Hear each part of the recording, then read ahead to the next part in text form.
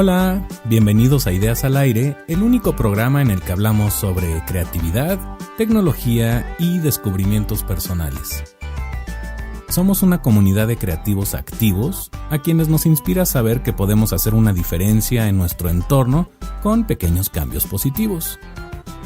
Queremos ayudar a que te reencuentres con la mejor versión de tu ser creativo. Cuando dejas de creer en ti, es cuando dejas de crecer.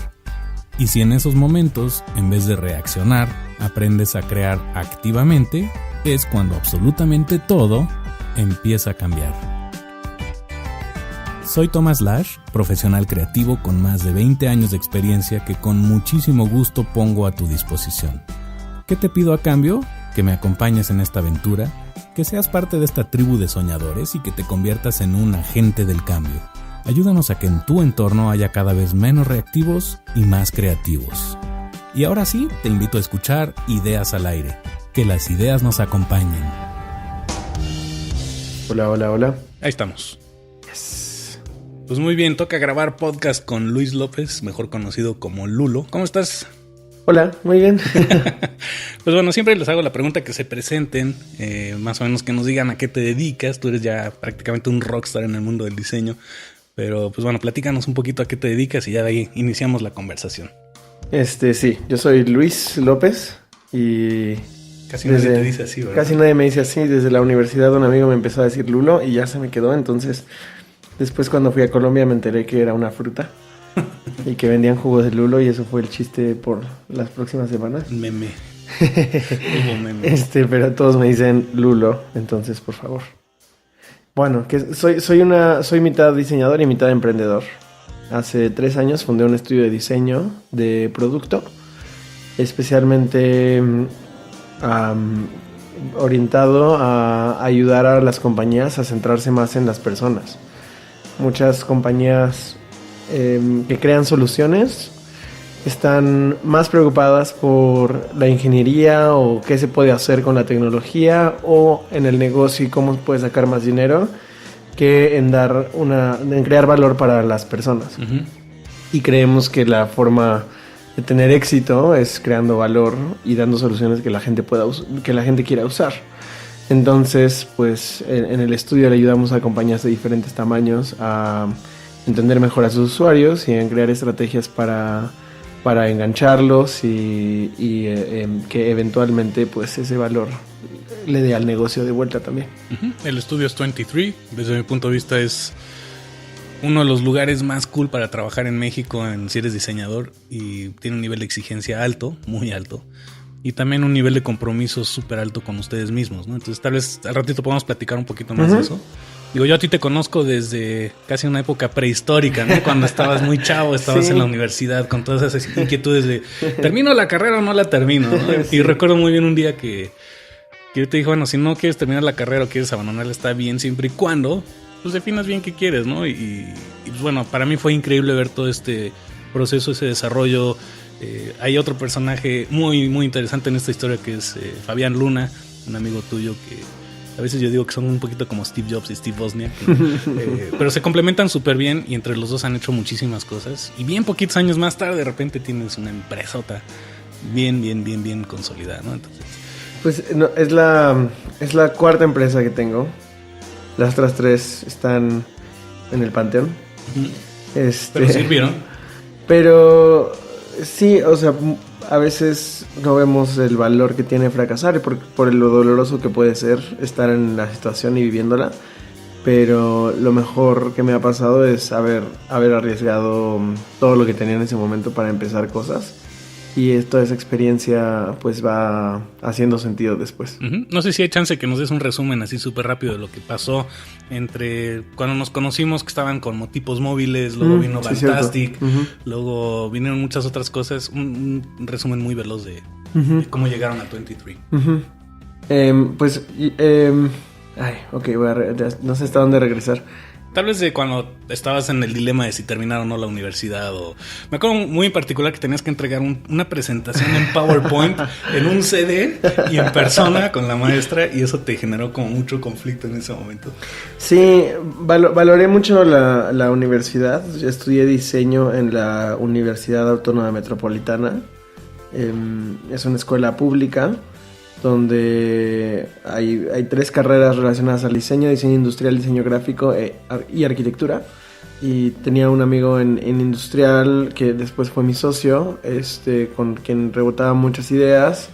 Al mismo tiempo Fabián, que era mi amigo en diseño gráfico, pues estábamos explorando proyectos muchísimo derivado de curiosidad, de poke the box, ¿no? Como dice Seth Godin, y de ver qué pasa cuando hacías algo.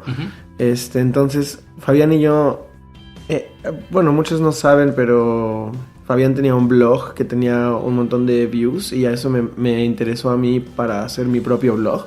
Entonces nuestra relación empezó porque blogueábamos y yo le decía, oye, ¿cómo se hace esto? Oye, ¿qué es esto de WordPress? Y como un montón de cosas muy básicas que yo empecé a aprender con él. Desde cómo funcionaba Twitter hasta cómo publicábamos y cómo generabas dinero con blogs. Y a partir de esos experimentos, pues empezamos varias cosas. Uno fue una tienda en línea de playeras. Claro, una playera.com. Yo todavía tengo mi playera de No Clavé. Sí. Teníamos un taller de serigrafía y mientras varios alumnos del taller de serigrafía estaban haciendo experimentos en pedacitos de tela, yo dije, bueno, con esto puedes hacer t-shirts, qué cool. Tener tus propias t-shirts de lo que quieras. Y además tú diseñarlo o darle la oportunidad a la gente que tú le hagas la playera que ellos prácticamente diseñaron. Si lo hacer. Entonces cuando supe que se podía hacer, le dije a Fabián y empezamos a hacer playeras que queríamos ponernos. Ya traíamos nuestras playeras serigrafiadas y luego pues la gente quería comprárnoslas y abrimos una tienda como pudimos. Tampoco, o sea, esto es el 2010-11, sí, 10-11, no recuerdo exactamente la fecha, pero pues las cosas no estaban como hoy, no era tan fácil poner métodos de pagos, tienda online. Yo, por ejemplo, no sabía que se podía pagar en Oxxo o en otras tiendas. Y ustedes hicieron todo eso. ¿Cómo le hicieron? O sea, eso lo hace una compañía grande y eran 2 chavos haciendo este tipo de cosas. Había un par de soluciones y usábamos lo que teníamos al alcance y lo que podíamos, porque tampoco estudiábamos programación, estudiábamos diseño y intentábamos hacerlo mejor con lo que podíamos. Entonces, bueno, yo creo que esa experimentación y esa curiosidad nos han llevado a hacer muchas cosas. La más grande en ese momento que nos cambió la vida o el rumbo de la vida hacia, o sea, como no nos podíamos imaginar qué es lo que iba a pasar, fue la idea de hacer fondeo colectivo o crowdfunding para atraer artistas, que se le ocurrió a otro amigo que se llama Daniel. Y entonces cuando nos contó la idea empezamos a ver formas de montarla y estábamos tratando de crear como un Kickstarter pero de conciertos en México. Y montamos un prototipo súper rápido, nos juntábamos para ver cómo funcionaba. No teníamos educación de negocios ni de nada, todo fue muy intuitivo. Pero pues nos juntábamos todas las noches en Skype después de llegar a nuestras casas. Vivíamos muy lejos, entonces como la hora de encuentro era como a las 12 de la noche. Y del 12 en adelante, pues hablábamos de ideas y explorábamos qué podíamos hacer y googleábamos un montón de cosas. Me acuerdo que me tocó grabar la primera voz del primer prototipo del Keynote, ¿no? Sí, pues como que había un video explicativo. Ay, por ahí debe estar en YouTube si lo buscan. No lo busquen, pero bueno, es como para también validar que una idea no la tienes que depurar totalmente. Vaya, es una idea, la inquietud, la búsqueda, la curiosidad que te lleva. Y en este caso, Fantastic fue también la pasión por querer hacer algo por la música, ¿no? Y tener una experiencia. Ustedes tal vez eran como el usuario al que querían llegar. De tener una experiencia diferente a la hora de comprar boletos, a la hora de ir a un concierto, a la hora de experimentar toda esta magia que se da en un concierto. Sí, totalmente. No sabíamos cómo hacerlo, entonces creo que lo que sentíamos es que no teníamos nada que perder. O sea, ya no teníamos nada, de todos modos. Y entonces no nos dio miedo aventarnos para ver qué pasaba. Y con toda la inocencia, ¿no? Como ignorancia. Ingenuidad. Pues empezamos a resolver problema por problema, hasta que eventualmente pues ya era algo que funcionaba y que la gente lo podía usar y aprendimos muchísimo en ese proceso. Y aparte, bueno, crecieron como personas. A mí me tocó también vivenciar eso y se siente padrísimo cuando ves que hay un proceso de crecimiento personal en muy pocos años, ¿no? De madurez, de tomarse las cosas mucho más en serio, de poderte subir a un escenario y decirle a alguien, no sabemos cómo vamos a hacer esto, pero creemos en la idea, y que te suelten dinero, te suelten asesoría. Y así fue como empezaron también en el mundo de los startups, ¿no? De alguna forma. Uh-huh. Pues experimentando y con mucha curiosidad de qué pasaba. Creo que una ventaja que te da el internet contra casi, o sea, una ventaja de esta generación contra cualquier otra es que puedes crear algo que es casi gratis. No te cuesta nada hacerlo, lanzar un experimento, probarlo y que gente lo empiece a usar. O sea, Fantastic pasó de ser un experimento, una idea, a ser una empresa que funcionó y que muchas personas lo usaron, pero también ha habido otros experimentos que he hecho con amigos, desde una aplicación para dibujar sobre las nubes. Está buenísimo, ¿no? Que se aventaron en un viaje a Estados Unidos en el camión. Sí, o ¿cómo describir esto? Bueno, un experimento que se llama Secret Mention, que lo que te permitiera mandarle un mensaje secreto a una persona a través de Twitter y que esa persona te mandara un mensaje secreto de vuelta, que tuvo miles y miles de usuarios. Pero bueno, eran experimentos de un par de horas y la idea era como sentir que era lo que estaba pasando también en otras partes del mundo, de lanzar un producto y que de repente pues creciera y que tuviera adopción y luego ver qué pasaba. Y creo que mucho de las cosas que he hecho se las debo a la curiosidad y a no tener miedo de perder nada. Yo voy a también mencionar que la rebeldía bien enfocada. Creo que eres un rebelde con una... Puedo decir hasta incluso misión de ser rebelde, de defender tus ideas, sin la necedad de otros rebeldes. Creo que tienes muy claro lo que quieres y también muy claro el qué quieres ser, cómo lo quieres ser, qué se vale y qué no.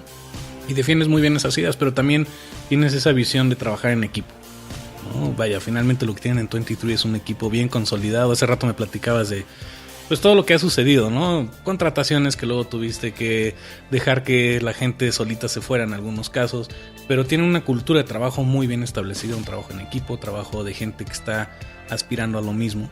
Y no se trata nada más de diseño, sino también de otras cosas relacionadas.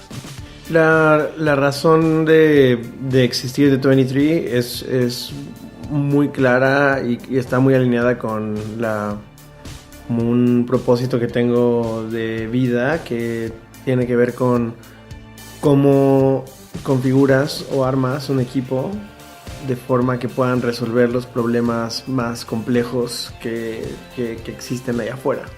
Entonces estamos en un camino de aprender cómo un equipo de personas con backgrounds diferentes pueden enfrentar un problema y resolverlo de forma creativa. Y no problemas necesariamente como publicitarios. A veces el diseño se confunde con publicidad, sino creemos que los problemas más grandes de la humanidad se pueden resolver con diseño de sistemas, diseño de organizaciones, diseño de productos, diseños de experiencias, y que pues cada vez los problemas se van a hacer más complejos y que para eso necesitas un equipo que funcione de forma casi transparente entre ellos, colaborando, ellos y ellas. Y pues en eso estamos. Sí, porque lo que me llama mucho la atención es cómo en los últimos años has podido dejar de un lado la parte formal de diseñador. No quiero decir que el equipo trabaje por sí mismo, pero sí hay como esa cultura de empoderar a la gente para que tomen decisiones, para que se equivoquen, no se penalizan los errores como en otras compañías. Y a la vez esos errores fomentan aprendizajes muy valiosos que se pueden aplicar más adelante. Sí, parte pero no es esa ley del terror de que te equivocaste va a correr. Al contrario, es... Claro. No sé si hasta incluso impulsarlo, pero sí de alguna manera es dejar que la gente tome decisiones y asuma las consecuencias de sus decisiones. Sí, decimos que equivocarse está bien, pero siempre tienes que cometer errores más interesantes.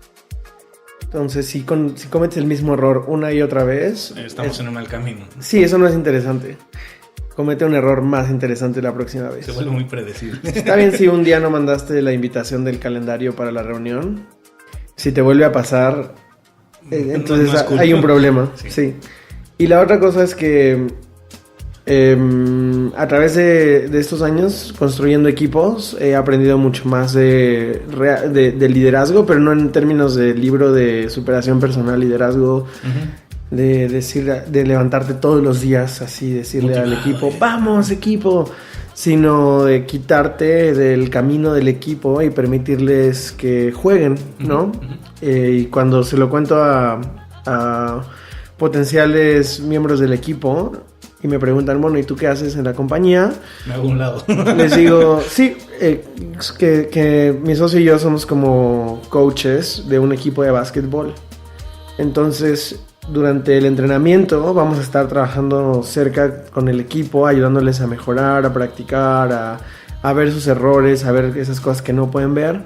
Pero durante el juego vamos a estar fuera de la cancha con el Gatorade en la mano, con una toalla, y si algo sucede, ahí estamos, ¿no? Pero lo único que no vamos a hacer es meternos a jugar. El coach no se mete a jugar, el coach tiene el big picture de qué está sucediendo en la cancha, de qué errores están cometiendo, y se junta con el equipo y les dice, miren, esto está pasando, chequen esto, pum, vayan a jugar.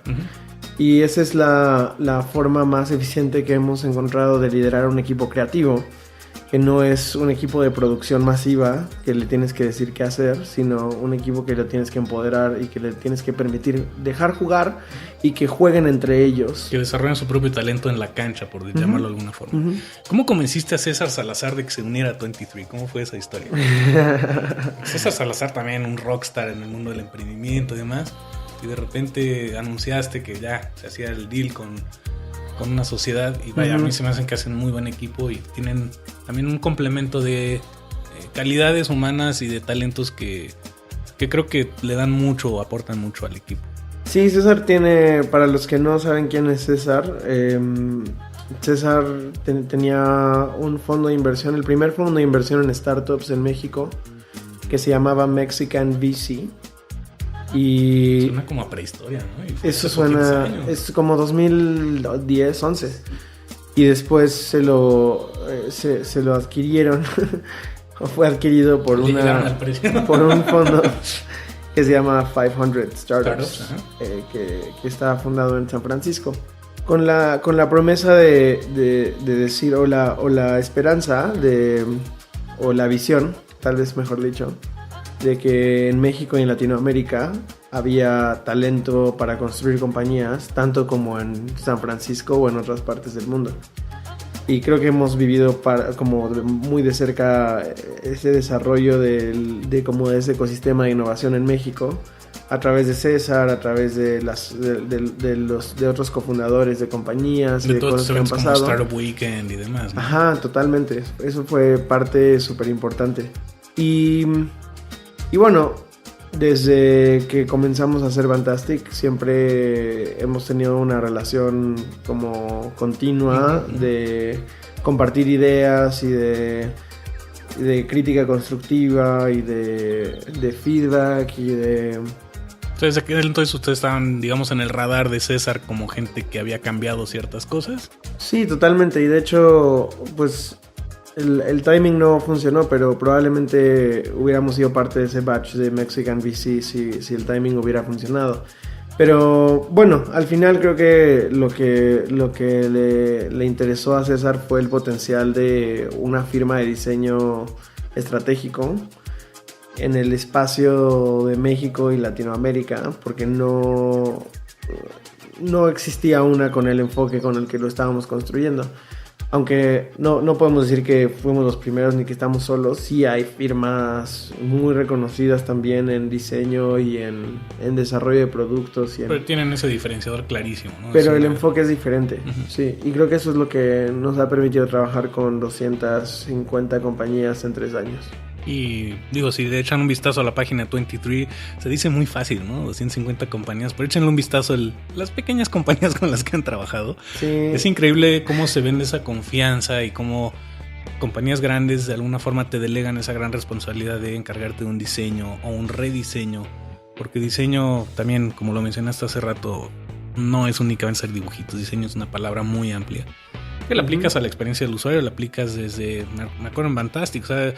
Ustedes estaban tan inquietos de que la experiencia tradicional de pedir un boleto online es nefasta. Hay que cambiar eso, ¿no? Entonces esa inquietud, esa, si quieres llamarlo, esa rebeldía de querer cambiar las cosas, los llevó a hacer un producto que trascendió en muchos sentidos, ¿no? O sea, no puedo decir que los quisieran silenciar, pero sí o sea, fueron lograron captar la atención de compañías muy grandes en México diciendo o les compramos esto o los callamos, ¿no?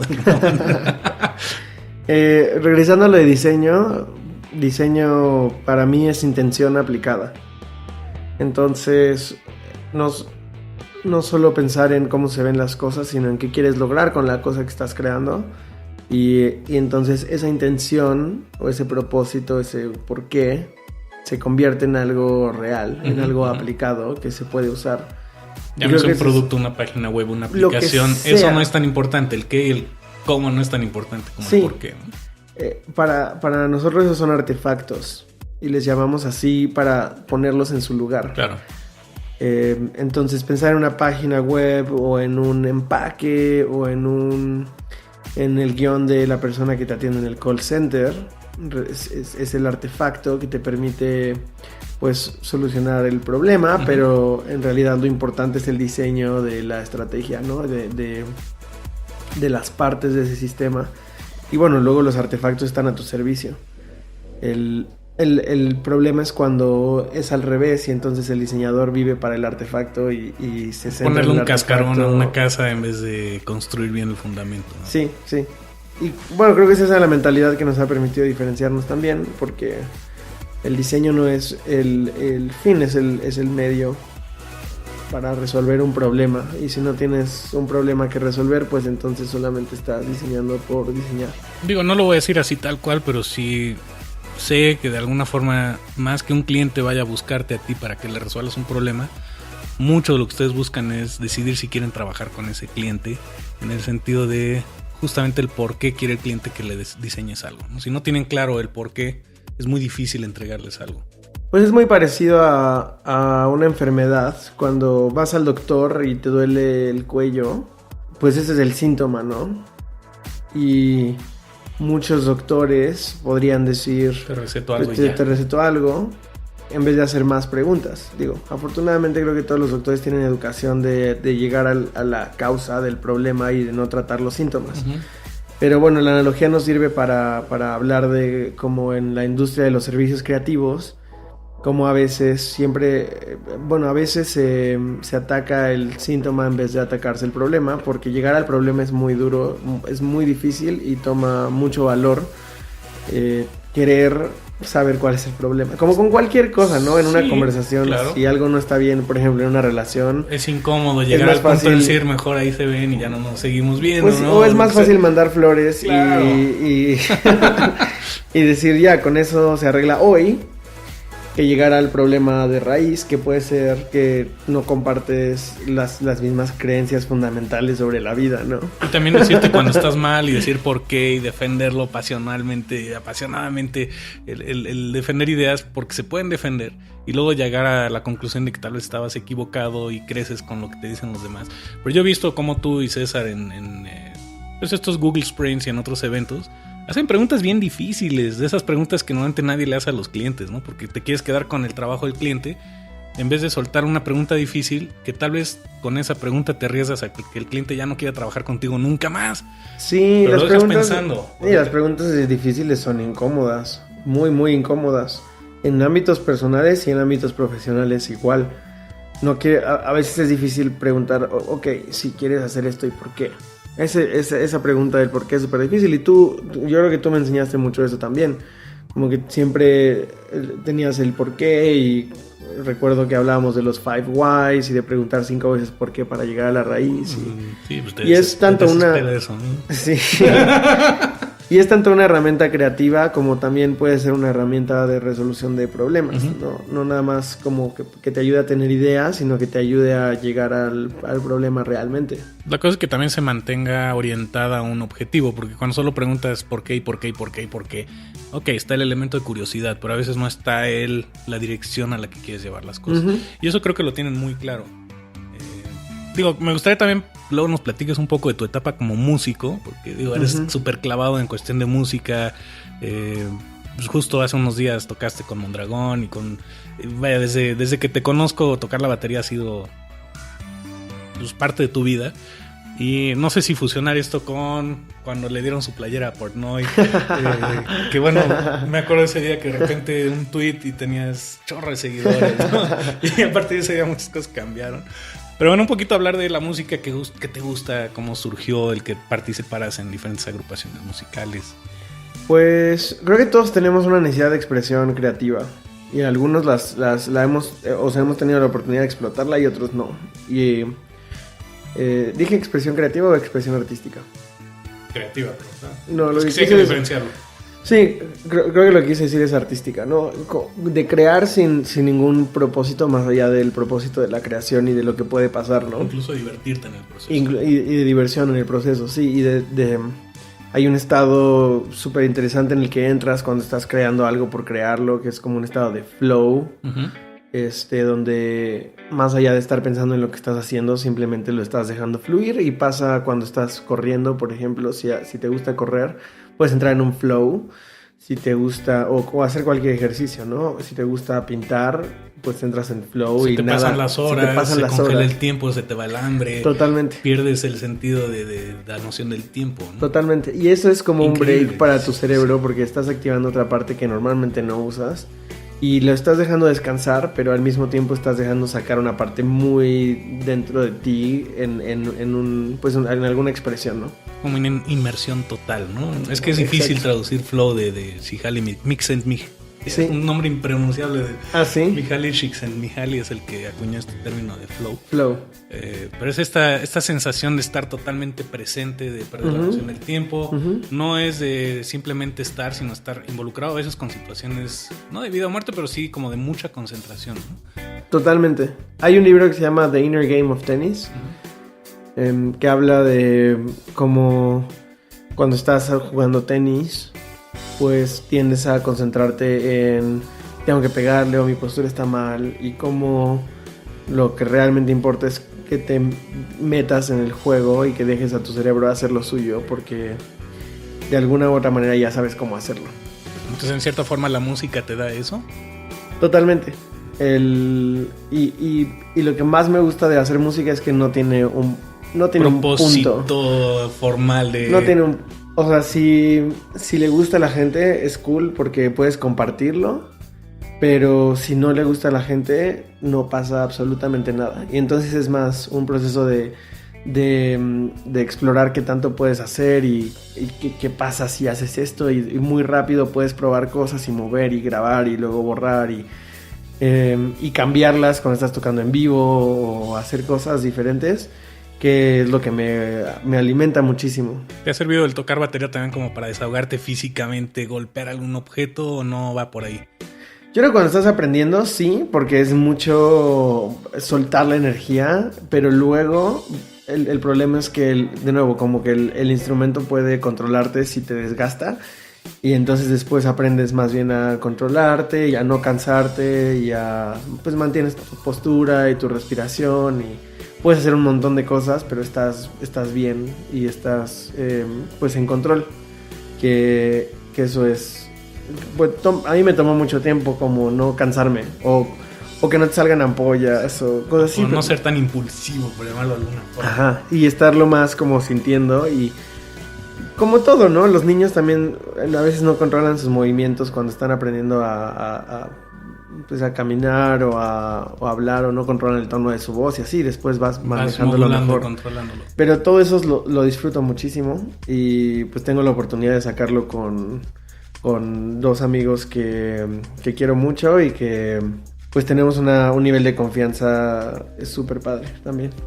Grabamos un disco el año pasado y también otra parte del proceso creativo fue sacar una campaña de crowdfunding para financiar la producción de viniles. Ajá.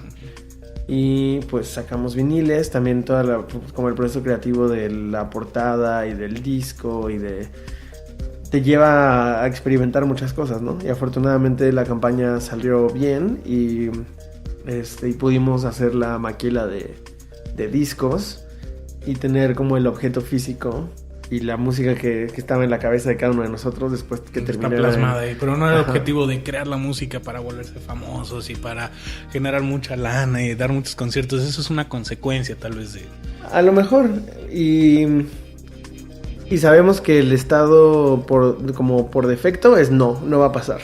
No vamos a vender discos. No va a haber frustración si no sucede. Exacto. Entonces, con esa mentalidad, si no pasa absolutamente nada, estamos bien. Y a veces pasa algo cosas... que padre, le das la bienvenida. Ajá. A veces pasan cosas padres, a veces no, pero si lo haces por los motivos correctos, está bien. Y eso lo aprecio porque es una mentalidad diferente a la del trabajo. Creo que cuando tienes un trabajo, bueno, hay un principio japonés que se llama Ikigai, que conjunta 4 cosas como el propósito de la vida, ¿no? Uno, lo que amas hacer, lo que te pagan por hacer, lo que el mundo necesita y para lo que eres bueno. Si logras conjuntar eso, ya la hiciste. Ajá.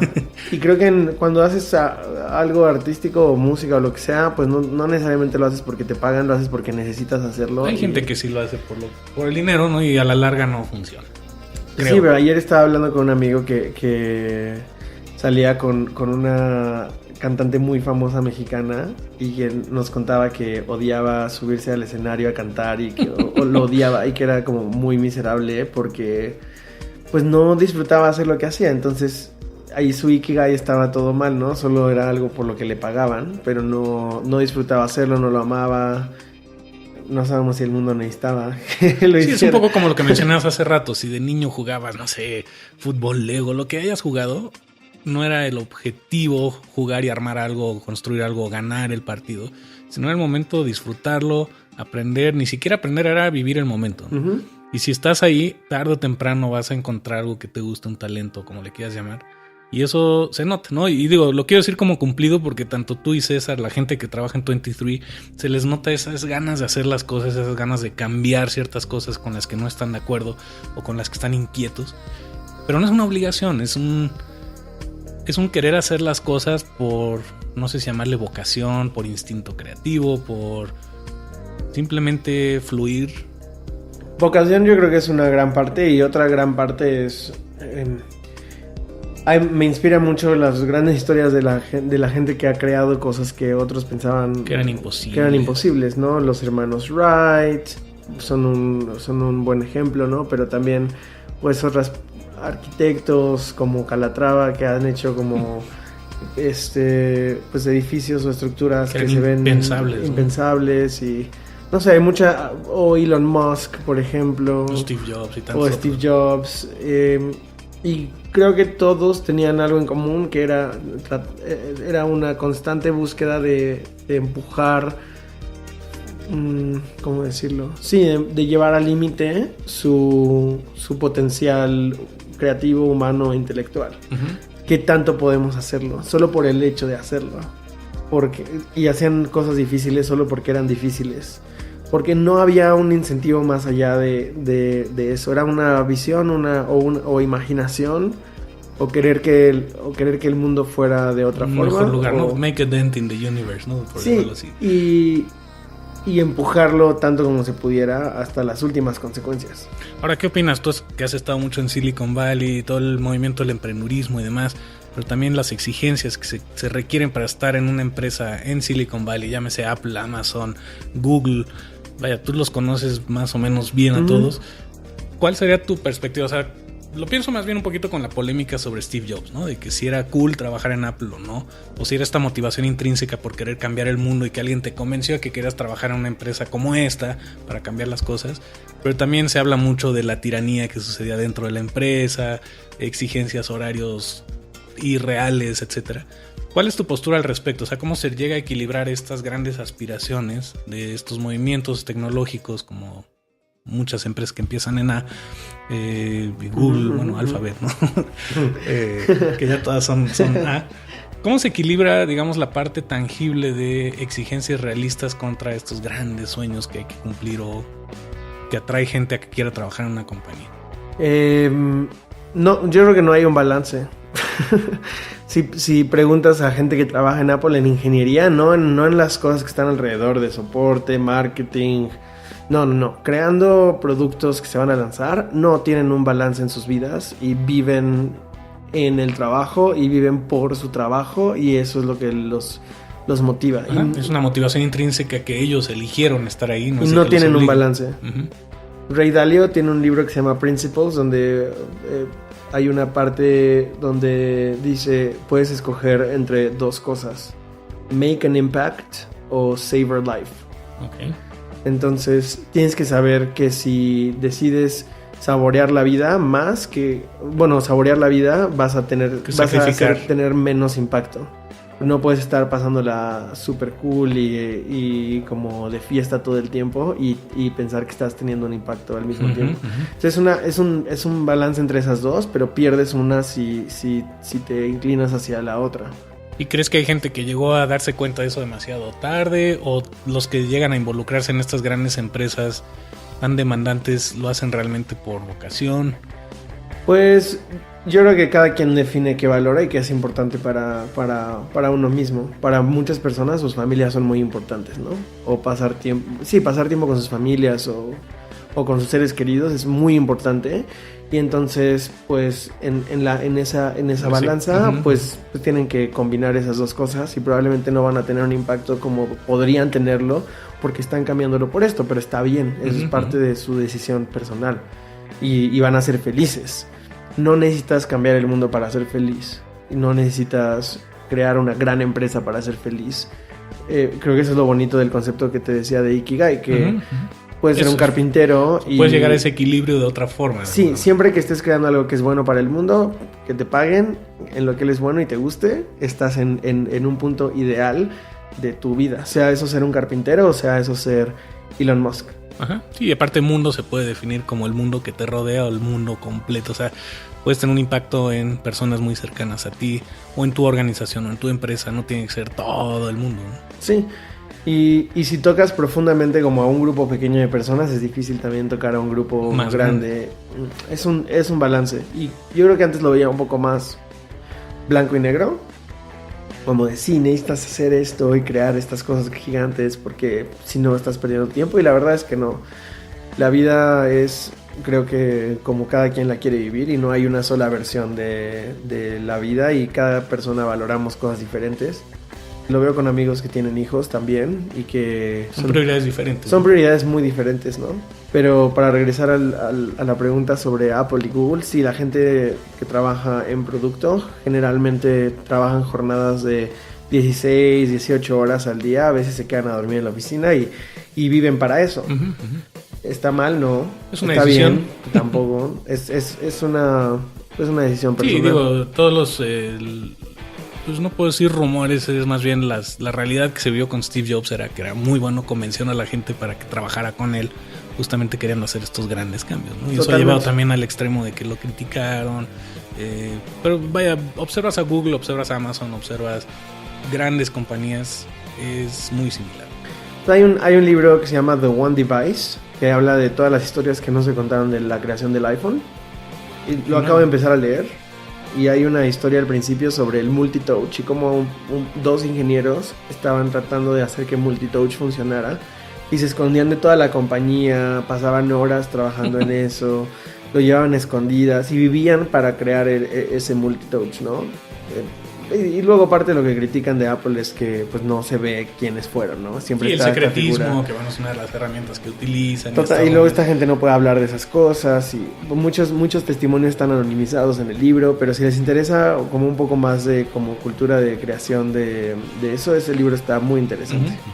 Sí, al margen de, o sea, no se trata aquí de buscar quién tiene la razón o quién no, simplemente digo, quería preguntarte eso porque tienes una muy buena visión tanto bicultural del lenguaje, de también cuestión de cómo suceden las cosas en Silicon Valley particularmente y cómo se pueden traer muchas de esas partes de una cultura dentro de una empresa a México.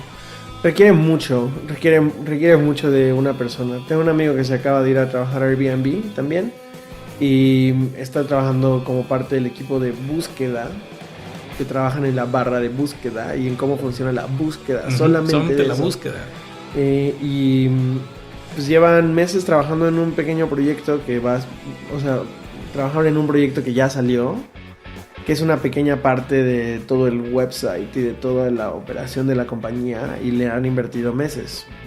Y es muy demandante y requiere de que estés con todo con todas tus capacidades mentales y eso pues desbalancea tu vida por defecto.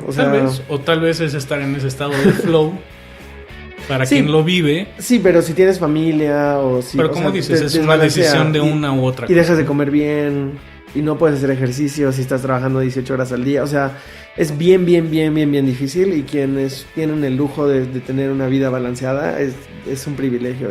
Okay.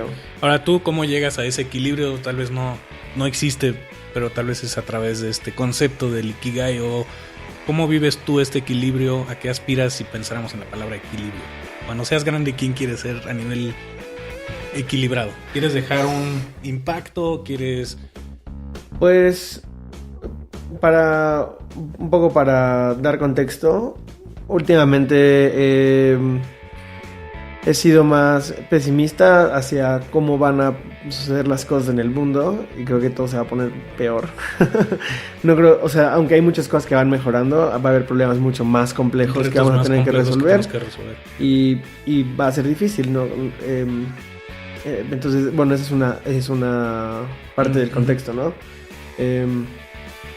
Va a haber más desigualdad, va a haber problemas de escasez de recursos. Va a ser complejo el mundo en el futuro, ¿no? Singularity. Pues no sé qué va a pasar con los robots. Hay muchas cosas que están cambiando para bien. Y en general vivimos una mejor vida hoy como humanos. Pero los problemas se están haciendo más complejos, ¿no?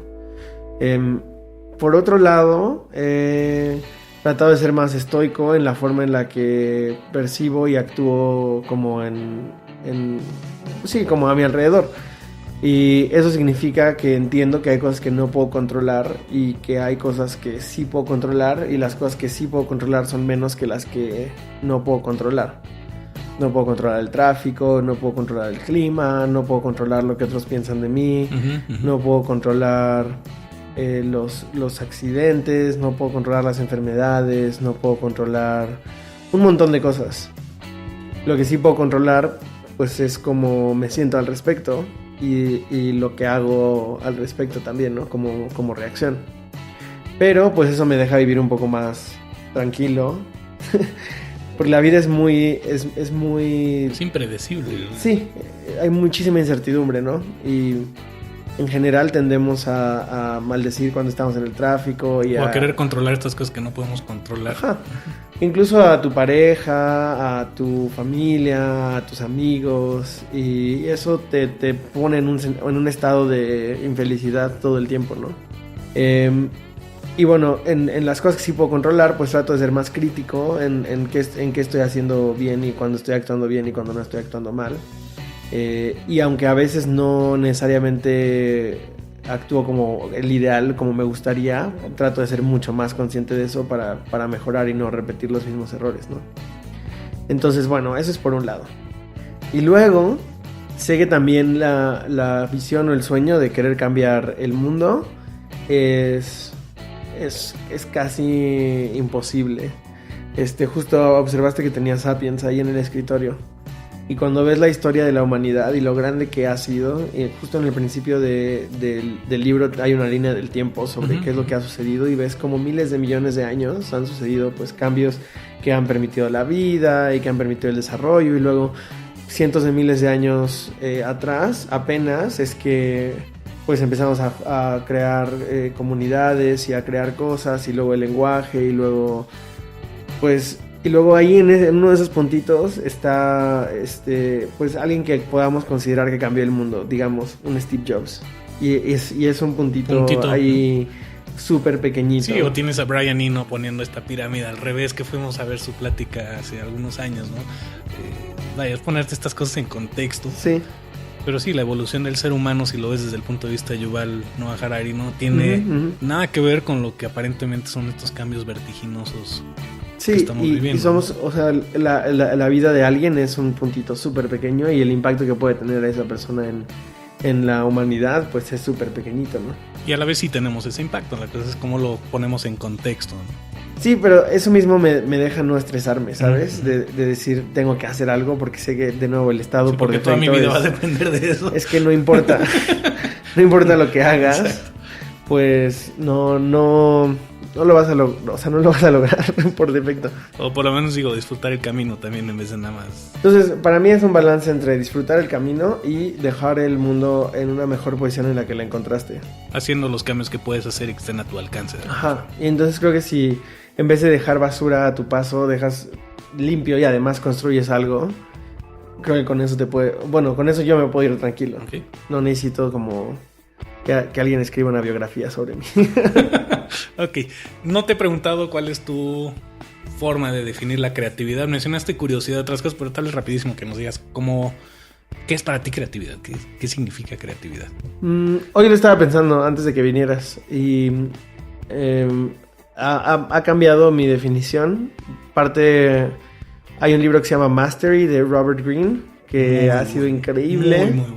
Muy bueno. Muy bueno. Me hubiera encantado leerlo antes. Yo creo que... Por algo suceden las cosas en el timing correcto, ¿no? Sí, pero yo creo que en la universidad me hubiera ayudado muchísimo a entender más cosas. Pero después de haberlo leído, el libro tiene muchas historias de muchos personajes muy creativos y de qué cosas han hecho para ser más creativos y de técnicas para fomentar la creatividad y así.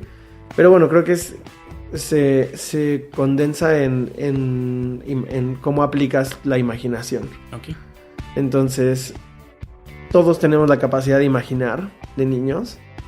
Creo que es cosa de no suprimir esa capacidad y de permitirte imaginar cosas. Y luego, como adulto, ya sabes cómo aplicar cosas. Uh-huh. Me llaman mucho la atención los creativos que hacen música y luego tienen como una marca de ropa y luego al mismo tiempo están haciendo una colaboración con un artista visual y tienen una exposición de foto. Pero en cierta forma ese eres tú. O sea, pues, te estás tocando una banda, tienes tu despacho de diseño, te dedicas a otras cosas. Son multidisciplinas que se van juntando y vaya, te hacen ser quien eres, ¿no? Sí, de alguna manera sí. Y creo que lo que aprendes cuando eres creativo es aprendes un proceso y luego lo aplicas en otras disciplinas. Puedes aplicarlo en todas las disciplinas. Lo que hace falta es un poco quitarte las limitantes de creer que no puedes hacerlo y de experimentar, que creo que es la parte más difícil. Y de dejarte imaginar y de que te digan, ay, ¿cómo crees? Tú no sabes hacer eso. Y que digas, pues voy a probarlo a ver cómo sale. Y una de las cosas, tal vez no tiene nada que ver, pero me gusta mucho el que, por ejemplo, en la oficina cuando entras, tienes al Rex ahí, ¿no? Tienes una figura de Toy Story. Vaya, es un mensaje directo de que, bueno, sigue siendo niño, sigue, tal vez, no puedo decir específicamente con esa ingenuidad de un niño, pero sí con ese ímpetu, con esas ganas de querer experimentar como un niño sin un resultado específico. Sí, creo que lo peor que te puede pasar es que pierdas la capacidad de imaginar cosas. Y de sorprenderte también, ¿no? También, sí. Y las personas que no pueden imaginar, pues, que hay muchas. O que creen que no pueden imaginar, porque tal vez es más una percepción que algo... También puede ser, sí. Pues es como tener esposas, ¿no? Como... No sí, esposas. Estar amarrado, sí, estar atado de manos. No cónyuges, sino como estar atados de manos. Ok. Entonces yo creo que eso es la creatividad. Uh-huh. Bueno, ya así como para ir cerrando, siempre les pregunto que nos dejen con alguna pregunta, una reflexión o algún consejo que le quieras dar a alguien que está en este camino en el que tú has recorrido. ¿Con qué nos dejarías? Pregunta, reflexión o consejo. Pregunta, reflexión. Pues pregunta, ¿por qué? Porque... No me salgas con él. No, que tengas que tengan como un buen hábito preguntar por qué. Uh-huh. Siempre te lleva a buenas cosas, aunque pueden ser incómodas, siempre uh-huh. es ¿por qué? Y eso te puede llevar a ser mucho más crítico en cómo vives y experimentas, ¿no? Consejo, pues traten, o sea, algo que me ha servido mucho es hacer experimentos todo el tiempo de cosas y que no te dé miedo. Entonces, encontrar la manera de hacer un experimento lo más barato y rápido posible para que si fracasa no pase nada. Uh-huh. Y eso puede aplicar en cualquier cantidad de cosas. En unirte a una banda o en decirle a un amigo, yo te ayudo con esto. O en decir, voy a construir una mesa. Incluso descubrir esto no funciona y mejor ya no le sigo. Ajá, o no me gustó. pues sí, tal vez un día construyes una mesa y te das cuenta que eres muy bueno haciendo mesas y entonces pues eso se vuelve tu pasión, ¿no? Uh-huh. Entonces preguntar por qué, experimentar. Yo creo que experimentar es súper importante y... Así algún pedazo de sabiduría, reflexión. No tiene que ser nada profundo, ¿no? Pero tienes muchas referencias, muchas citas. No sé, decálogo de Dieter Rams, cosas así. Me hubieras dicho para prepararme, pero... Esa es justamente la intención, para que salga espontáneo. Creo que una de las cosas que me ha ayudado mucho a seguir creciendo es comprar muchos libros. A veces es fácil como criticar a alguien que tiene libros y decirle, ay, pero ni has leído todos, pero el verdadero valor está en lo que sabes que no sabes, y mientras más sabes que no sabes, más puedes aprender, ¿no? Entonces, bueno, le explico a mis alumnos a veces cuando estamos filosofando sobre diseño y cosas, que hay 3 como grandes albercas de conocimiento. Uno, lo que ya sabes. Eso es todo uno sabe que sabe, ¿no? No pensamos que sabemos lo que sabemos. Ajá, bueno, sabes. Sí, o sea, sabes ciertas estás cosas. Estás consciente, ¿no?, de lo que sabes. Estás consciente de lo que sabes. Luego estás consciente de lo que sabes que no sabes. Hay cosas que puedes entender como por encimita y sabes que no lo conoces. Pero luego hay una alberga muchísimo más grande y casi infinita de cosas que no sabes que no sabes. Entonces ahí está el valor real. No en lo que ya sabes. Lo que ya sabes no importa. Ya lo tienes. No deberías de preocuparte, no deberías de enfocarte en eso, no deberías de hablar de eso. Casi que deberías de estar hablando todo el tiempo de las cosas que no sabes. O más bien, las cosas que sabes que no sabes. E indagando y permitirte estar abierto a las cosas que no sabes que no sabes. Pues con curiosidad, ¿no? Y es curiosidad al final de cuentas y mucho como apertura. Entonces, sí, busquen las cosas que saben que no saben y luego estén abiertos a las cosas que no saben que no saben. Fíjate qué curioso que justo un post que puse hace unos días es la frase esta conocidísima de Sor Juana Inés de la Cruz, de que no estudio para saber más, sino para ignorar menos. Que de alguna forma resume esto, o sí, el solo sé que no sé nada. Sí. Estas grandes paradojas de la vida, pero sí, que tal vez de alguna forma resume esto, ¿no? Sí. Bueno, pues no sé, ¿alguna otra cosa que quieras agregar? Primero agradecerte tu tiempo y ¿desde hace cuándo habíamos querido grabar esto? Sí, ya sé. ¿No? Gracias por venir. Qué padre que ya se pudo. Pues no sé qué otra cosa quisieras agregar antes de despedirnos. Pues estoy en ¿algún comercial? Twitter, o sea, ¿dónde te pueden encontrar? Pues estoy en Twitter e Instagram como LuloMX y el website de 23 es 23 con número.design. 23.design, nada más que se dice 23. Bueno, si están escuchando esto, hay un pedazo de un libro que puse en mi sitio que es lulo.mx y me gustaría que si lo visitan y lo leen, está de entrada, si es lo único que hay en el website. Después me digan en Twitter qué pensaron de ese pedacito. Feedback, ¿no? Sí. Vientos. Pues muchísimas gracias, Luis, y seguimos en contacto. No, a ti.